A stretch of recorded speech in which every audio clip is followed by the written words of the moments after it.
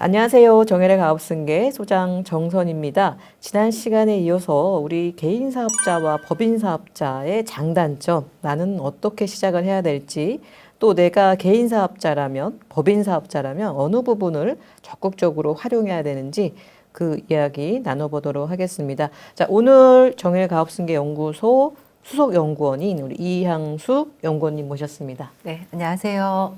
정혜래 가업승계 수석연구원 이향숙입니다.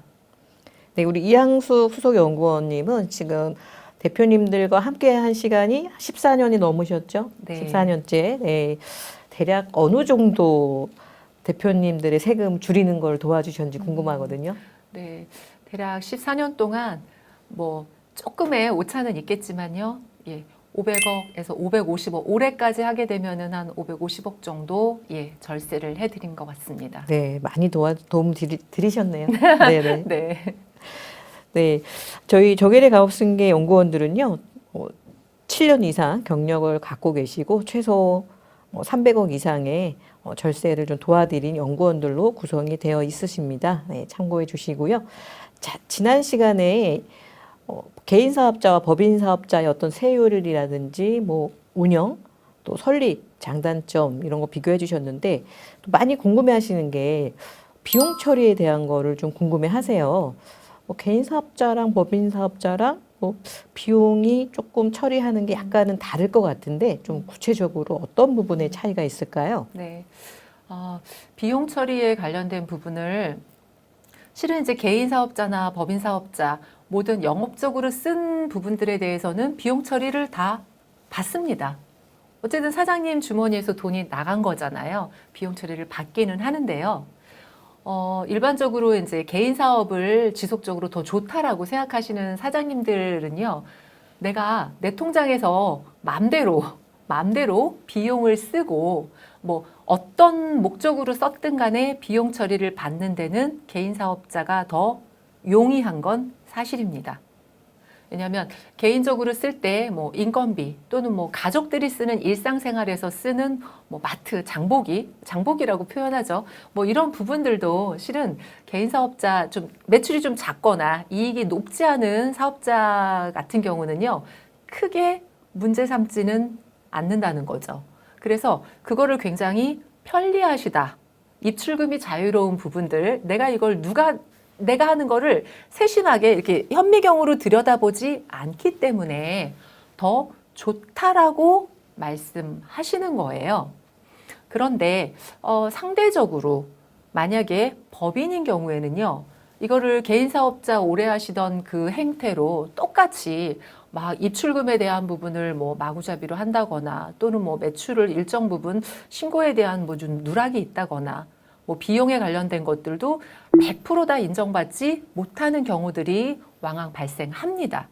그러니까 이런 부분들이 법인 같은 경우에는 명확하게 적격 증빙 자료라고 말하거든요. 그러니까 세금 계산서나 카드 매출 전표, 현금 영수증 또는 그 영수증 중에서도 뭐 3만 원 이상에 대한 영수증도 명확하게 좀 챙기셔야 되는 이런 부분들이 있거든요. 그래서 거기에 부합하지 못하거나 또는 법인의 직접적인 비용이라고 본인이 대표님이 생각할 때는 비용이라고 썼는데 혹시 뭐 주말에 이동하시는 경우 또는 여행하는 경우 아니면 골프에 대한 부분, 골프 접대에 대한 부분 또는 뭐 법인이랑은 좀 다른 집 근처에서 장을 보신다거나 뭐 이런 부분들에 대해서는 실은 법인카드로 사용하는 것은 무방하나 실은 다시 세금에, 그러니까 입금 산입되어서 세금에는 부과가 되기도 합니다. 그래서 개인 사업을 좀 자유롭게 하시던 사장님들 같은 경우는 이런 비용 처리에 대한 부분이 법인은 불편해 라고 말씀하시는 그 중에 하나가 이 부분에 해당이 되신다고도 볼 수 있을 것 같아요. 네, 지금 말씀해 주신 거는 성실 신고 대상자 전까지의 개인 사업자를 말씀해 주시는 것 같아요. 그러면 개인 사업자가 법인 전환을 언제 하는 게 가장 유리할까요? 아까도 이제 말씀드렸지만 성실 신고 확인 대상자. 네, 저는 개인 사업자에서 법인 전환을 하는 가장 유리한 시점은요. 매출이 상승하고 있을 때라고 볼 수 있습니다. 이건 이익이랑은 좀 다릅니다. 매출이 상승할 때 우리 과세관청, 국세청에서는요, 이 성실신고 확인 대상자라는 거를 볼 때요, 매출로 봅니다. 그래서 도소매업은요, 15억 이상, 제조업, 숙박 및 음식점업 등은요, 지금 현재 7.5억, 부동산 임대업 또는 서비스업은요, 5억 이상이 되면은요, 성실신고 대상자로 분류가 됩니다. 이게 몇 년 전까지만 해도요, 실제로 제조업 같은 경우도 10억이었거든요. 그러니까 한도가 점점 더 줄어들고 있어요. 그러니까 하향되고 있다. 그래서 실은 이게 대상자들이 확대되고 있는 거예요. 예전에는 15억이었던 것이 10억, 10억이 7.5억, 7.5억에서 5억. 이 하한선들이 낮아지고 있기 때문에 실제로 매출이 점점 이렇게 개인 사업자 하시던 대표님들이 올해 예상해서 만약에 뭐 한 3억, 5억, 서비스 업종 같은 경우는요, 3억 이상이 만약에 상반기에 이미 됐다라고 하시면은요, 제가 보기에는 연말까지 가시면은 안 된다라는 거예요. 만약에 매출의 흐름을 내가 한번 확인을 해보고 성실신고 이 대상자가 되기 전에 또는 만약의 경우에 그 내 매출 전표가 모두 다 신용카드 매출이 거의 전체다라고 하면은요, 이게 실시간으로 국세청에서 확인이 가능하잖아요. 그렇기 때문에 좀 더 빨리 서두르는 것이 좋습니다. 그래서 이 부분이 실은 법인 전환의 하나의 키포인트 대상이라고 생각을 하시면 될 것 같아요. 조금 더 성실신고 확인 제도에 대해서 아직까지 신고 대상자가 안 되신 5월달 종합소득만 신고하시는 그 개인사업자 분들도 계실 건데, 이건 뭐냐면은요, 일반적으로 종합소득세 신고자들은 5월 말까지 신고를 하시는데요. 성실신고 확인이라는 것은요, 반드시 받아야 되는 사업자들은 6월 말까지 신고를 하십니다. 지금 제가 영상을 찍고 있는 시점이 6월입니다. 6월 달까지 신고를 하시는 사장님들 여기에 해당되시는데요. 이게 종소세 신고 유형 구분표에서요, 최상단에 있다고 합니다. S 유형에, 스페셜 유형에 해당합니다. 그래서 업종별로 일정 규모 이상의 사업자 유형, 사업 규모가 크기 때문에 보다 꼼꼼하게 신고를 하라는 뜻에서 세금 신고 전에 세무대리인에게 한 번 더 내 세금 신고에 대한 성실성을 확인 받으라는 의미이고요. 이걸 통해서 성실신고 확인 대상자라고 부릅니다. 그래서 아까 말씀드렸지만 보통 성실신고 대상자는요, 대부분 사업 초기에는 포함이 안 되는데 사업이 좀 안정화되고 장사가 좀 잘 되기 시작하면서 규모가 커지고 이때부터는 대상자에 해당이 되십니다. 뭐 농업, 도소매업은요, 연 15억 이상, 제조업이나 숙박업, 음식점업은 7억 5천, 그러니까 서비스업은 5억 이상만 돼도, 그 다음에 요즘에 굉장히 많으신 부동산 임대사업자 또 마찬가지예요. 5억만 넘어도요, 성실신고 대상자가 되십니다. 이제 이런 경우에 또 한 가지 좀 생각하실 부분들이 이 판단 기준이 되는 수익 금액인데요. 이 금액이 대표님들, 그러니까 사장님들이 생각하시는 것보다 좀 더 광범위합니다. 이 수익 금액을 따질 때 간주 임대료나 판매 장려금, 또 신용카드 세액공제를 받은 금액도 포함이 됩니다. 또 한 가지로 만약에 이제 사업 양수도를 내가 다른 분 거를 사업 양수도를 해왔다면 그 부분에 대한 재고 자산에 대한 시가 상당액도 포함이 됩니다. 그리고 아까 5억, 7.5억, 15억 이렇게 말씀드렸지만 만약에 둘 이상의 업종을 겸업하시는 사장님, 그러니까 제조업과 도소매 같이 하시는 사장님들도 많이 계시잖아요. 그런 경우에는요, 둘 이상의 사업장을 주된 업종을 기준으로 해서 수익 금액을 환산해서 이 부분도 판별을 합니다.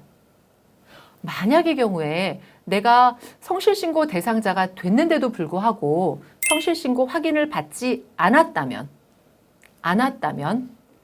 각종 제재를 받게 됩니다. 종합소득세 신고서만 혹여라도 그냥 대충 냈다라고 하면은요, 내가 부여받은 세액의 5%가 성실신고 확인서 미제출 가산세로 부과받게 되고요. 또 한 가지로 중요한 거는 국세청에 수시 세무조사 대상이 될 가능성이 굉장히 높아집니다. 그리고 세무대리인에게 당연하게 한 번 더 추가되는 어떤 신고에 대한 부분이 있기 때문에 확인 비용도 더 지출을 하셔야 되는 거죠.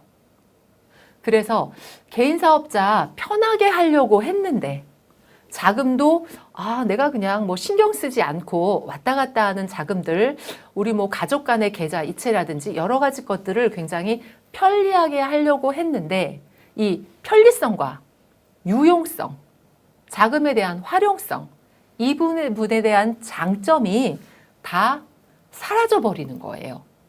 그래서 한번 성실신고 대상자가 되면은요, 어떤 불편함이 있냐면요, 3만 원 초과 비용에 대한 명세서를 전부 챙기셔야 되고요. 배우자와 직계 존비속 간의 거래 역시 모두 함께 포함해서 신고를 해야 합니다. 그리고 사업 경비, 아까 무조건 비용 처리가 된다라고는 하지만 이 경비 처리에 관련된 부분도 법인과 맞먹고요. 세무조사에 걸맞을 만큼 까다로운 검증을 매년 수시로 받아야 하기 때문에 이런 상황이 도래하기 전에 법인사업자로 전환하시는 부분이 훨씬 더 유리한 거죠. 성실신고자가 되기 전에 사장님들 법인 전환 시도하셔야 세무신고의 이런 까다로움을 피할 수가 있습니다. 그래서 고민 너무 많이 하지 않으시기를 말씀드립니다. 그래서 신속하게 행동을 옮기시는 것이 좋을 거다라고 말씀을 드립니다. 지금 6월 신고 한번 해 보시고요. 내가 이런 불편함들이 있어. 또는 5월 달 종합소득세 신고했는데 세금 이렇게까지 많이 내야 돼? 나 소득세 조금 더 줄일 수 있는 방법을 좀 더 강구해 볼 거야 라고 하시는 개인 사업자 사장님들, 정말 지금 고민만 너무 오래 하시다 보면은요, 내가 내는 세금은 계속 늘어날 수밖에 없습니다. 그리고 여러 가지 방법들을 모색하지 않으면은요, 내가 40%, 50% 세금을 많이 내는 사업자에 되실 수밖에 없는 부분이에요. 그래서 고민만 너무 많이 하지 말자. 우리 실행에 옮기자라고 말씀드립니다. 네, 이 성실신고 대상자가 당해 매출 기준이잖아요. 네. 보통 이제 법인은 외감을 갈 때 올해 우리가 이제 외감 조건이 되면 그 다음 해부터 이제 외감 신고를 맞습니다. 하기 때문에 준비 네. 기간이 있는데 이 성실신고 대상은 다음 해가 아니라 당해년도부터 네. 적용을 하니까 즉시라고 아까 말씀드렸잖아요. 즉시. 네, 그래서 네. 연구원님 말씀해 주신 것처럼 상향될 때 빨리 네. 전환을 하셔야지 음. 일단은 성실신고 대상자가 되면 법인으로 전환을 한다 하더라도 해도 3년간 맞습니다. 네, 또 성실신고를 해야 되니까 네. 지금 대표님들이 내가 좀 매출이 우상향이다. 또 대표님들 대부분 또 법인을 갖고 계시면서 또 개인 사업자를 병행하는 경우도 많고 임대사업자를 병행하시는 경우도 많으시더라고요. 네. 자, 이런 경우에 내가 생각하는 매출보다 더 많은 매출이 잡힐 수 있기 때문에 네. 사전에 점검이 꼭 필요할 것 같네요. 그래서 항상 뭐 법인도 마찬가지지만 개인 사업자 사장님들은 특히나요. 지금 그 하반기까지, 그러니까 물론 이제 소득세 신고는 5월, 6월이긴 하지만 1년으로 보면요. 반기가 넘어가는 시점에서 저는 반드시 고려해 보셔야 된다라고 말씀을 드리고 싶어요. 예, 왜 조정할 수 있는 폭들이 별로 없고 시기가 바로 적용받기 때문이에요. 그래서 내가 시간이 있다면 근데 이제 또 시간이 도래했는데 이게 문제가 많이 안고 있다라고 막 급했다가도요. 한 번 또 세금을 내고 나면 또 일이 바쁘시기 때문에 또 생각을 못 하시고 이게 1년, 2년 지나가시는 경우들이 굉장히 많거든요. 그러는 동안에 세금은 정말로 계속 올라갈 수밖에 없다라고 생각하시면 될 것 같습니다. 네, 오늘 이제 개인 사업자 중에서 성실 신고 대상자들이 주의해야 될 거, 또 가기 전에 어떻게 대비해야 될지 말씀해 주셨고요. 그렇다면 나는 이제 그러면 법인으로 좀 가봐야겠네라고 이제 생각들 하실 것 같은데 법인 전환 방법이 다양하잖아요. 네. 네네. 이 부분에 대해서 다음 시간에 좀 자세하게 알려주시면 마음속으로 법인 한번 가볼까 하시는 대표님들한테 큰 도움이 되실 것 같네요. 네. 네, 오늘 영상 보시면서 대표님들 생각보다 이 개인 사업자가 매출이 올라갔을 때 많은 어떤 세금적인 부담이 큽니다. 그래서 이 부분을 좀 해결하기 위한 방법 중에 하나가 법인 전환인데 그 부분 다음 시간에 또 상세하게 알려드리도록 하겠습니다. 네. 자, 우리 이항숙 연구원님의 도움이 필요하신 대표님들은 영상 하단에 상담 신청 링크를 활용해 주시기 바랍니다. 고생하셨습니다. 네, 감사합니다.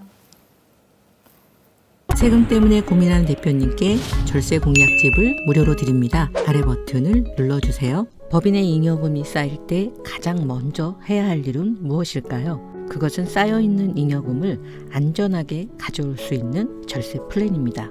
법인을 운영하다 보면 성장에만 집중하게 됩니다. 하지만 그것은 매우 위험한 일입니다. 왜냐하면 자산의 증가 속도보다 세금의 증가 속도가 훨씬 더 빠르기 때문입니다. 하지만 회사의 성장과 동시에 절세 플랜을 세운다면 세금 걱정 없는 자산가가 될 수 있습니다. 이것이 진짜 부자들이 자산을 지키는 핵심 노하우입니다. 진짜 부자들의 절세 노하우가 궁금하시다면 영상 하단에 설명문을 클릭해 주세요.